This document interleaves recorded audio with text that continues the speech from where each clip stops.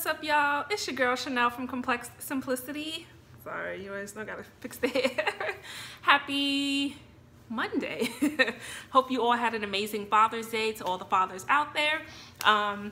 In the tri-state area, in the New York area, it has been hot as balls out here, y'all. But I'm thankful. You know, we've had a rough winter. I feel like we've had a longer winter because spring felt real cold. So, and I'm a summer baby. My birthday's actually in July, and so I'm always here for the warm weather. I played myself this morning, early afternoon, thinking I'm about that life. I can still go out and run because, you know, I'm on this fitness journey. Been on this journey for damn near almost 4 years now, or more than 4 years. And so I'm thinking I can handle it. I'll just run at a slower pace. Let me tell y'all, a quarter of the way into me running, I was like, oh no, I had to sit down. I had to like just walk the rest of the way back home. It was real. I was like, I cannot faint out here. My husband is at work. Nobody's gonna be able to help me. I just prayed and took a couple of rest spots until I made my way home because I run within my community, my neighborhood. And so, you know, I'm all kinds of hills and all kinds of things to get back home. So I learned my lesson, y'all. Like, you ain't that about it. When it's hot, like really when it's like 88 and better, don't even try it. I should have gotten my behind up from like 6 this morning if I was gonna run, but you live and you learn. And so hopefully I'll be able to be back at it. If not tomorrow, definitely the next day. I still got a workout in. I was sweating bullets, so you know, it wasn't all in void or done for no reason. Another thing I'm excited about, as I've been telling you all, I do have a visual book experience, which I feel is amazing, cutting edge, that will be dropping prayerfully this month. I just came back from my cousin who's with T&J Media Services, yes. And I picked up, we're close to the final copy. I just have to approve it. We have to fix a few things, and then we're kind of on the game. We're on our way. Sorry, my computer's loud. I literally just came from watching it. I was upstairs watching it on our PS4. Couldn't find a regular DVD player, and I'm in love, right? A couple of more things to tweak, but I'm in love. I feel like it's something different. I feel like it's cutting edge, and I feel like it helps you all out there get to know me a little bit more. It's more about my life, and I feel like, you know, I feel like, you know, you all enjoy it and hopefully get something from it that's encouraging and empowering, which, as you know by now, or if you don't know by now, is the premise of Complex Simplicity. And so please continue to go to my Instagram page, which is at complexed, meaning ED at the end, simplicity09, and my Facebook page, Complexed Simplicity, for updates on drop dates. So I just wanted to put that out there.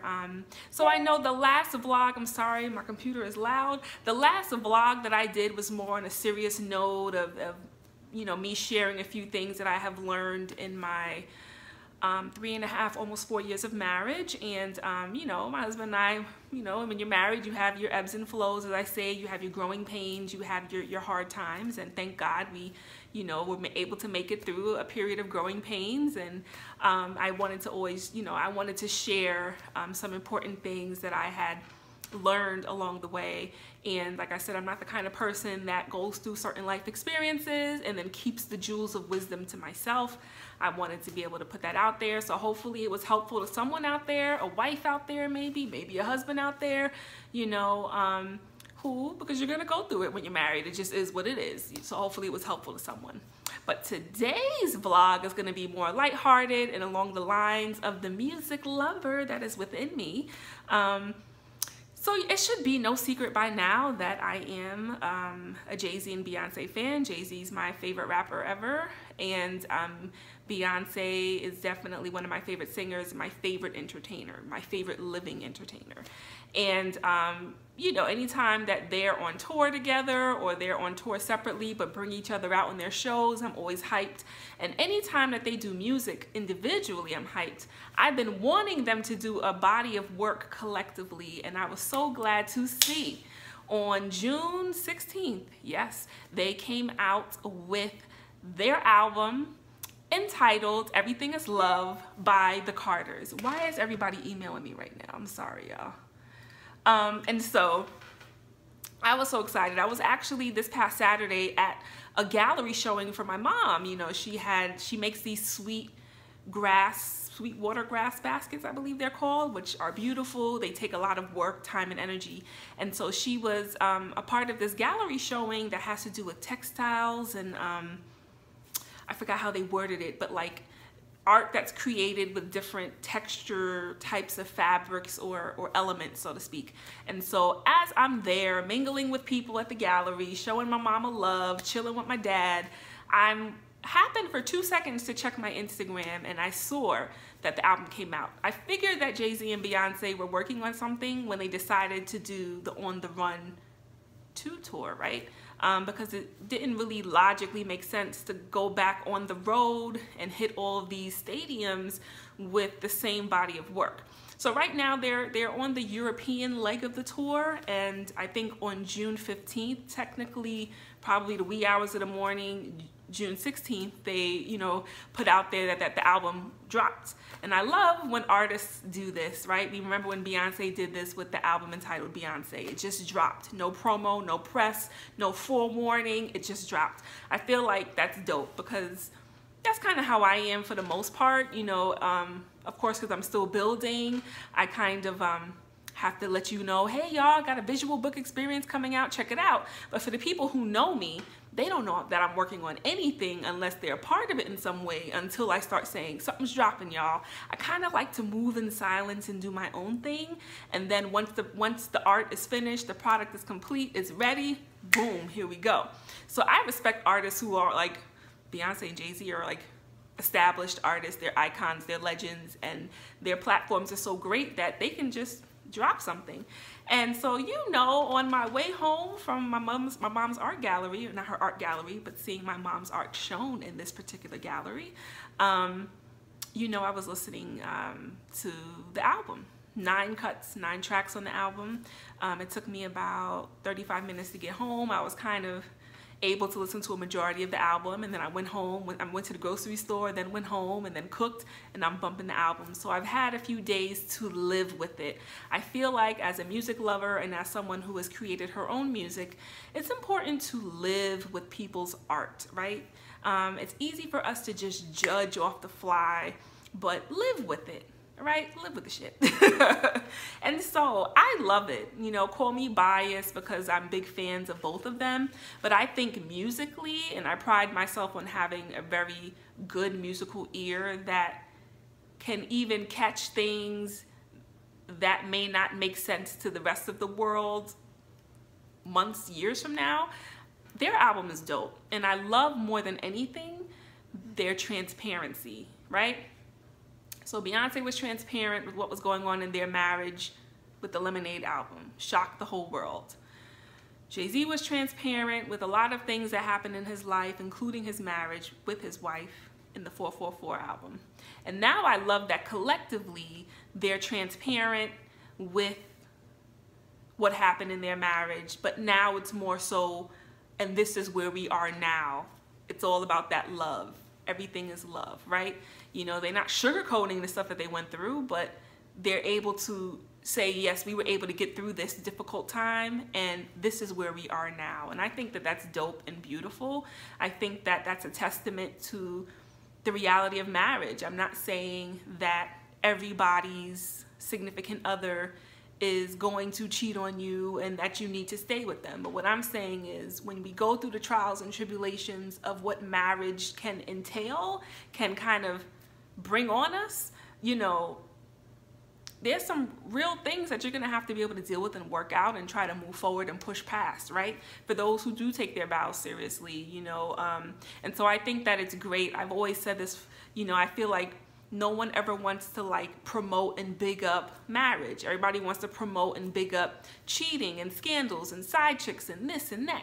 You know what I'm saying? And side women, or I mean not side chicks, but side men. And like everybody wants to big up polygamy. Nobody wants to big up monogamy. To me, monogamy is a dope thing, and I'm not just saying it because I'm a married person.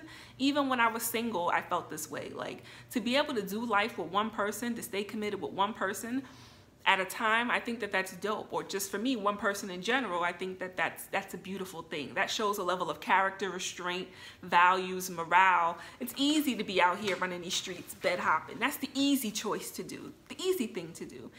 To me, it's harder and more powerful and more beautiful to be able to be like, nope, this is who I want, this is who I'm with, I'm doing life with you, I can't let you go, I don't want to lose you, like, I'm gonna do whatever I need to do for this to work, right? So I think that's dope. And so now let's get to the music. So I love the fact that they work with Pharrell. I'm a huge Pharrell fan, and it's no secret that Pharrell has worked with Jay-Z and Beyonce separately. So there's some type of synergy or connection with when they come together to do art, right? And so let me actually pull up the actual track list. I would love to play this, but I know a lot of times in order for me to load everything up to my website, I have to go through YouTube, and Jay-Z and Beyonce, they always have their albums on lock. Like, there is no you being able to like use their music. They have their licensing. It's crazy. It's like padlocked. But anyway, I know he did Nice, you know, which I love that song. I believe he did another cut on this album. I love that they use Cool and Dre. They're like producers I remember from years ago, right? And you know, they would be on certain artists' work. I don't know if they've ever worked with artists to this caliber, and I saw on Instagram they were like posting and excited, like this is what they worked so hard in their career for like this very moment to be a part of this movement, this project, you know. So the album starts out with Summer, you know. I love how it's clear that Jay-Z and Beyonce have a sound, right? Like, even though this is their first album of work together, and going to their tours and the songs that they've collaborated on with one another, it just made sense. The sound that they have for this album makes sense. It's them. I don't feel like they're trying to sound like something. I feel like they're them. And so Summer is like that, I feel like it's like this old school with a touch of reggae in there. You know, let's make love in the summertime. But it's like this nice beat, bass, and something in each other's arms. Like, it's like this, it's like so B, it's so Hove, it's so them, it's sexy, it's like summer vibe, right? And then they go from that into their song Ape Shit, you know, which definitely has the Migos fingerprint on, right? And then come to find out it's Quavo who's kind of doing skirt, skirt, skirt, like the background little ad-libs and stuff. Shout outs to the Migos. I feel like they're one of the few groups that just came out, or that have really been on top for the past year or two, that have come out with a sound in a different wave, right? They're not out here with the foolery. Like, they're actually artists, you know. In the beginning, I'm like, who are these Migos? What are they about? Like, get out of here. But then I had to respect their art. I had to respect, they came out with a different sound. Like, that's not necessarily easy to do. A lot of people, I've seen the most talented of talented rappers, singers, whatever, they kind of recreate what's been done. You have to give it to the Migos. They came out with their own sound, the whole mumble rap thing, like how their beats are, you know, how they're doing it over trap. But this still works for Jay-Z and Beyonce. I didn't feel like they're trying to be something. I still felt like it was well within them, just also them adopting the new wave in some way, but still making it fit for them, right? Jay-Z's middle-aged, Beyonce's middle-aged, right? They're grown. To me, they're like, when I look at them, they're mature hip-hop and R&B. They're the kind of music that I want to bump in my car. I don't want to always hear what these young folks and millennials out here doing, so to speak. But it's still dope when you're able to be in the game for so long and see how the music changes to still keep with the times, but still stay true to your aesthetic, right? And so, you know, Beyonce has a lot of rappy moments on this album, which I thought is dope too. You know what I'm saying? You know, and I feel like the singing that she does do on the album, it's still like, don't get nothing twisted, I can still sing out here, you know what I'm saying? And she's not like belting and doing all this craziness, but it's just the beauty and the flexibility in her voice. She's one of the best to ever do it with background vocals. For those who may not understand the singing game, Background vocals is a different art form in and of itself, right? A lot of times people tend to just focus on the lead vocals. There's an art form to producing and arranging and writing great background vocals. I prided myself on doing that, or wanting to do that as best as I could with my own EP entitled The Complex Simplicity of Me. Check it out on SoundCloud under Chanel Casimir. Got to put in my shameless plug, right?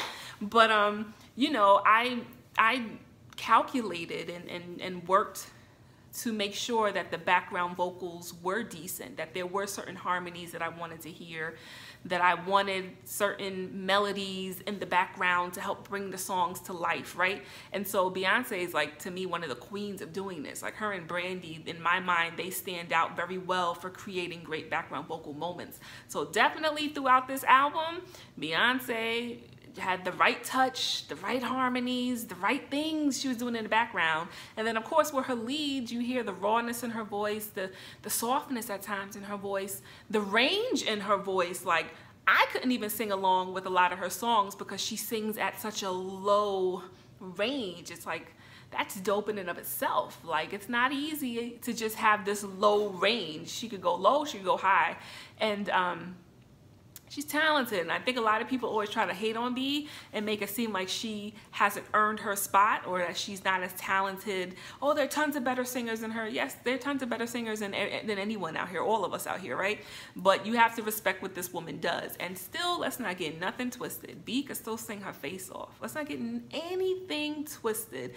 Please don't ever misconstrue that. The woman can sing her face off, but I like that she did just enough for this album. And I kind of like the Beyonce B, where it's like the rapping, you know, everybody else is rapping out here, even people who don't necessarily have the skill to do it. She has the musicality to be able to kind of like rap sing over a beat. Like, she's pretty good at it. I think in the Top Off song that she did with Hov, Future, and DJ Khaled, like, everybody loves her part of the song. Like, she has this uncanny way of, like, swagging out on the beat and sing rapping. That's not an easy thing to do.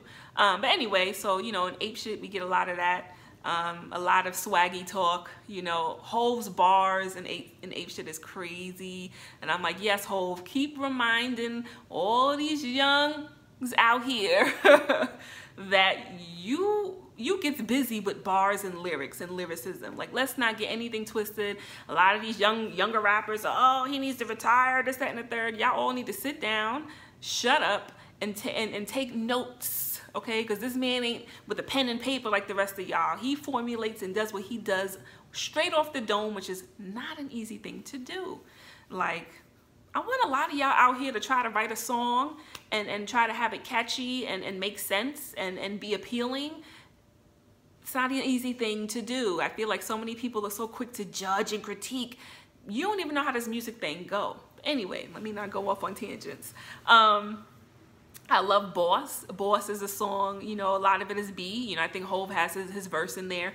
I like when they're on their swaggy talk. Say what you want to say about the Carters. They can talk that talk. They got that money. They put in that work. All right, they've been in this game for a very long time. Like, they done been through things and made it through in their marriage. They have beautiful children. They got good people around them. Like, let them talk that talk. Let them do them. You know what I'm saying? So I like when they're on that cocky thing sometimes, you know, because they've worked hard and earned it. And let's keep it real. A big part of hip hop and even R&B, a big part of the music game is sometimes you got to be on that confident / cocky talk every now and then. Nice, I talked about that song. That's with Pharrell. You know, it's that classic Pharrell Neptune sound. I just like it. I feel like, you know, it just works.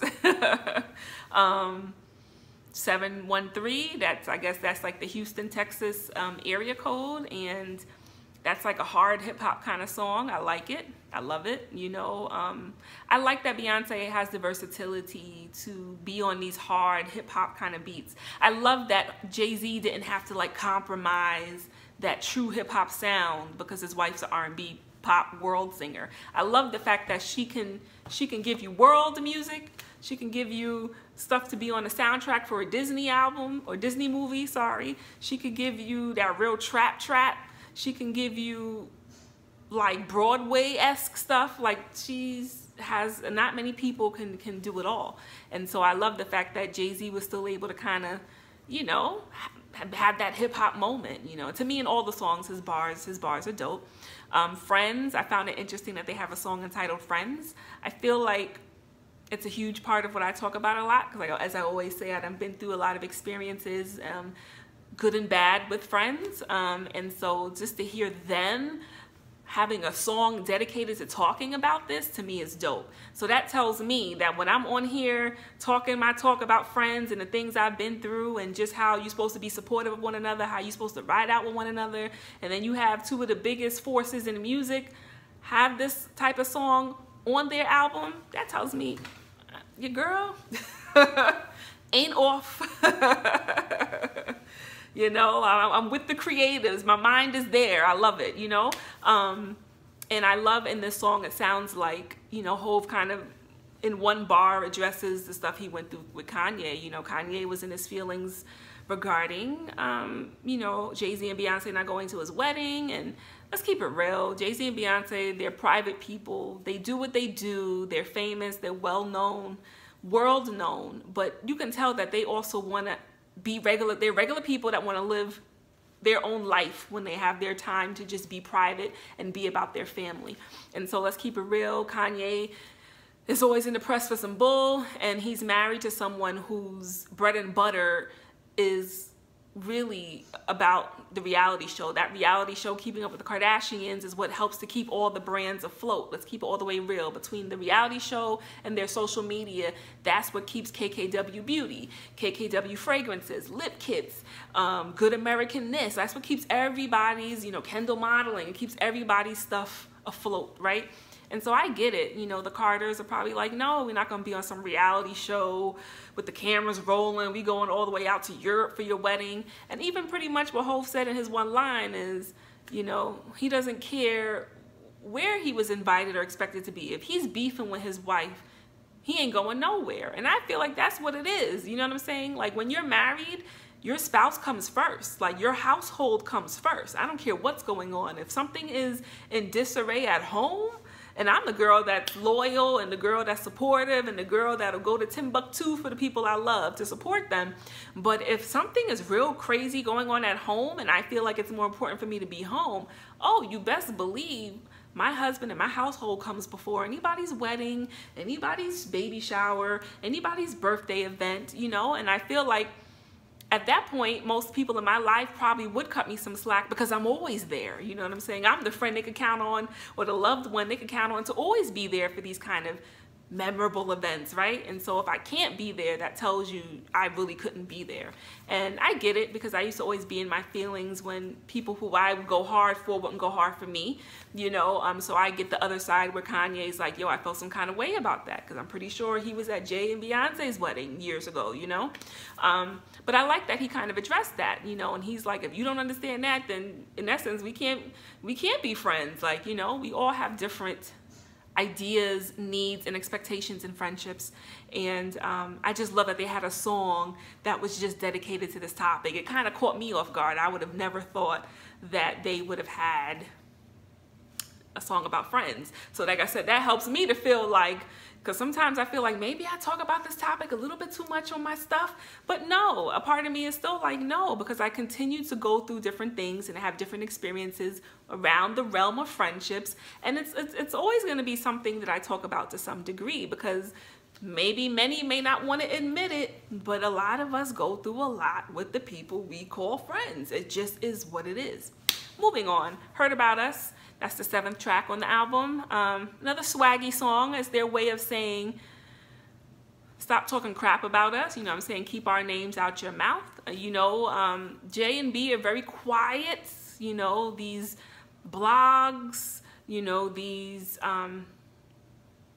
pop culture shows that we watch all the time, whether it's Wendy Williams, The Real, E-Pop on Daily News, you know, like, their jobs are to talk about whatever's going on in pop culture. And so of course, you know, with the elevator incident, you know, that was all over the place, right? Of course, with them having children, that's all over the place. Of course, when it came out that Jay-Z was unfaithful to Beyonce and who is this Becky, everybody's gonna be on it. Even about their tour, I found myself getting annoyed. I was watching Daily Pop the other day, and they're kind of like, you know, they're like recreating the same tour. It's whack. Who wants to spend all that money? In my mind, I knew that there was a project attached to this. Like, give them more credit than that. You think that they're gonna just waste time and bring them and their 3 kids on the road and be on the road for months to do the same shit? Like, that's not what it is. I knew there had to be music attached to it. There was something attached to why they were doing this tour. And that's why I was so glad when I saw, you know, they dropped the album to kind of shut up everybody else who had all these, to me, off the wall critiques and perspectives.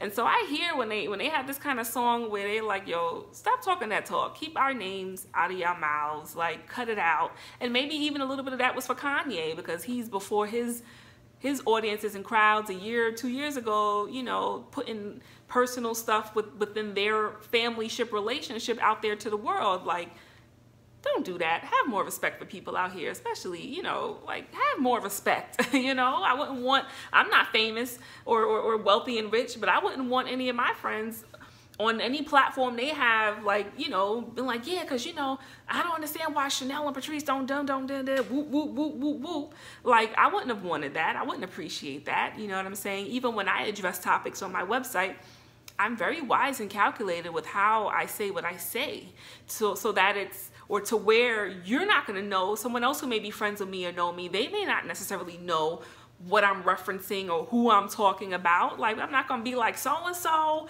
they did it. Like, how old are we? You know what I'm saying? So I get it. Like, keep their names out your mouth. You know what I'm saying? And I'm not going to lie, throughout the album, I wondered if there were a couple of digs at Kim K thrown out there. Not sure.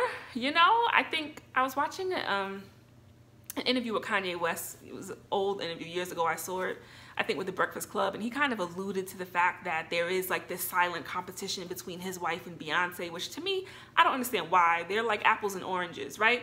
Yes, some could say, well, they're both 2 top names in the world, but let's keep it real. You know, Kim K is known for what she's known for and has been able to turn that around into an empire for her family, right? I get that. Beautiful woman, her talent is her beauty, she's great business savvy, her mother is a genius, it works, whatever. Have no problems with the Kardashian Jenners. I actually, in some crazy way, like their reality show and I'm guilty of watching it all the time. Now, Beyonce is an artist. Beyonce, you see that there's tangible talent as far as she sings, she dances, she's an entertainer, she dibbles in acting every now and then. You see what that is. Her art is for the world, her personal life is for herself, you know? And so let's still not get anything twisted. I think even with their social media numbers, Beyonce still is, to me, in my eyes, still the bigger star. More people follow her, more, it's a different situation. That's why to me they're apples and oranges, because they come from different worlds, but I get that they both have a lot of power and influence, right? I feel like Beyonce is only trying to have influence as it pertains to her music. She's not trying to have influence as it pertains to how she lives her daily life. I feel like the Kardashians, Kim K and them, they're just trying to have overall influence of their daily lives, which is what helps their businesses. That's why I consider them to be in different categories, so to speak. And I don't even know why Kanye wanted to put that out there. And maybe, you know, hey, we're women. If we're keeping it real, we all have that as women, I believe, within us, where you can feel, you get a little competitive feeling, you know what I'm saying? Or when you notice that there's someone else, let's say on your job, right? These are their jobs. So on my job, if I'm being honest, if there was a new woman that came on board working, let's say in my department or maybe in another department, and she just started killing the game, you know, of course you notice it, you know what I'm saying, and be like, oh, whoa, who's this chick, you know what I'm saying? For me, that's kind of where I try to leave it. I don't feel the need to like compete with anybody, because I feel like my job by now should know what my strengths are and what I bring to the table. Why do I need to now be like? So I feel like Beyonce's fans know what she brings to the table. Kim K's fans knows what she brings to the table. To me, let's not even entertain, you know, the competition. And I feel like even under comments and things that have been posted around this album, you know, people are like still trying to pit B and Kim against one another. They're apples and oranges, folks. Like, stop with the pitting women against each other all the time. If anything, let's pit and be together. Let's pit each other to be together, not to be against one another. It's so whack to me. Like, it's 2018. How long are we going to keep doing this? You know, we all have that urge. I get it. But fight through that and understand that what you bring to the table is different than what this person brings to the table, and that both parties can bring different things to the table so we can have a well-rounded feast. We all do not need to be bringing mac and cheese to the table. I need you to bring the oxtail. You bring the mac and cheese. How about you bring some cake? Like, can we have a feast? Could we come together and eat well? Or do we need to just be eating the same things all the time? It doesn't make any sense to me. But anyway, Black Effect, of course, they had to do something for the culture. I love that, you know, Hove and B are big on that. You know, it's you know, it's about talking about police brutality. It's talking about a whole bunch of things that have been happening in the world. I love that. It has another like hip hop sound. I think it may even be an anthem out there. And of course, Love Happy. They end the album with this, one of my favorite songs, where they kind of in a cool way are like rapping to one another, and then B singing in between it, and they're kind of talking about how they're happy now, but you know, they keeping it real about what has happened. You know, there's a line that everybody's been referencing, you know, when B's like, yeah, we had to get married again because you effed up the first time. Like, you know, so I like that. I like that they just putting it out there, they're keeping it real, and it was clever. And it's like this old school feel. I got to do my research to see what song they sampled, but I love it. I feel like they're dope, you know. Great body of work, 9 cuts, right amount of songs. I feel like this is a great summer album. I'm already thinking about the barbecues my husband and I may have, and just this definitely be an album that I'm bumping hard to. In my car, I've been bumping hard to it. When I call myself exercising in 90+ degree weather, I was listening to it. So, you know, I'm happy. I think that it's a great body of work. You know, I know they're always the people who are quick to be naysayers of anything Jay-Z and Beyonce. If that's the case, then I'm sorry, you wasted your time watching this. This ain't for you. But I feel like this is a great body of work. And I want to say that they recorded this in Paris. I know they were in Paris for some time right before the tour started. And so if they were able to get this in, that's dope. Because a lot of times when you record, you're recording a lot of songs and you're picking a certain select out of those. So if 9 cuts made the album, they might have like recorded 20 songs. And I know they had rehearsals, like tour life is no joke. They got 3 kids, like, so for them to fit in the album, that's real. You know, maybe they were working on it prior, I don't know, but I still love it. I think that it was well overdue, and I think it was a nice surprise to a lot of us in the month of June. Trying to think what else. So yes, check it out. Thank God I'm a Tidal member, so I was able to hear the album right away. I think today it was released on all other music platforms, streaming platforms. So I'm sure everybody else is listening to it and formulating their own opinion, getting their life, whatever. I think it's dope. I love the cover of the album. I think she used 2 of her dancers. And I just like their artistry. Even when they did their video for Ape Shit, I think they were in like this historical art gallery or museum or somewhere out in Europe. Like, I just like that what they do is it's done with a different level of like thought and class and elegance. I think that's dope. You know, they don't just slap things together. When you pay to see them live, you're getting a show. Individually, collectively, you're getting a show. Like, you know, when you hear their albums, I feel like it's quality work. Their visuals, quality visuals. It only helps to like motivate me to keep going with my music, you know, with my visual experiences. I'm really diving into this whole visual thing. I feel like it's like my thing. And so it just inspires me to want to just go harder, do better, get better, to grow, you know, and to offer more quality work. And so check it out, y'all. Anyway, thanks for rocking out with your girl. Continue to head to complexsimplicity.com, and until next time.